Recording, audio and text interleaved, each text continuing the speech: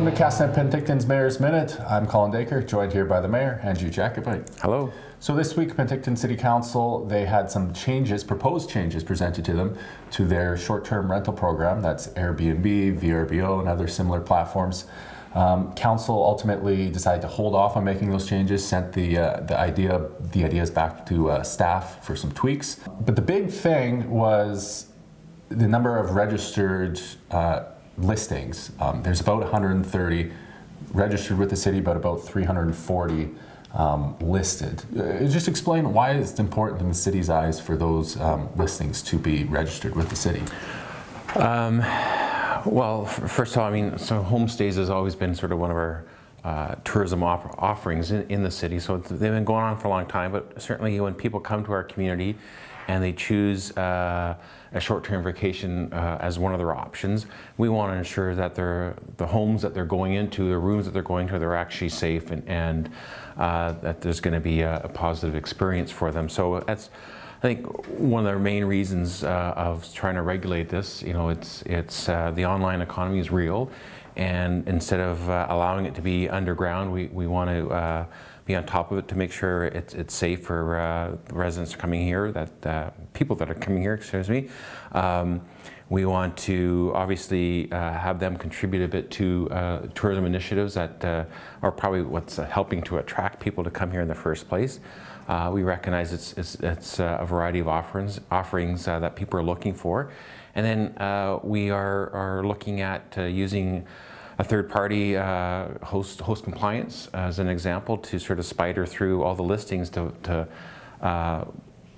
document who's online listing, and we can cross-reference those who have gotten a business license or don't. And if you don't have a business license, then we'll try to get you to comply. And if you don't, then it's a $500 a day fine, or can be a $500. So it makes sense to spend your $200 or $300 and be compliant and make sure you're have fire and smoke detectors and a fire extinguisher and some other safety railings and all those sorts of things. So when people come from all over the world, it's a positive experience for them.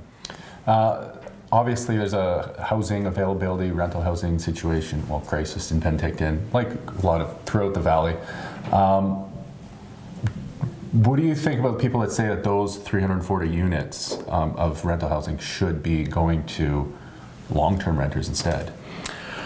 Well, it's difficult for the city to dictate to a homeowner what they can or cannot do in their home, and for some people, and we don't know 340 how many of them are the full home or just a bedroom that they give out to in the summer season or for some of the festival or events that occur.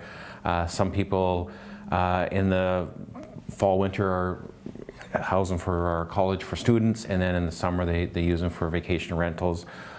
So there still is some long-term rental that's happening, and that's, you know, again, we're trying to find a balance and start to regulate these things. You know, part of the pushback that council gave to staff was more about the recommendation of capping any new units or any new builds that would potentially become vacation rentals, and we've increased this year our bylaw officers, not just the numbers but also their time of day. You know, they're going to be, there's two that are going to be working from 1 o'clock till 9:30 at night, Tuesday to Saturdays, and part of that is to help police some of the nuisances that's going on with vacation rentals, and when people come in and the owner doesn't live on site, to help ensure that there's not a disruption to the neighborhood. That's been another concern with vacation rentals, and you know, we're starting to get more product online in terms of other rental availabilities or rental offerings. So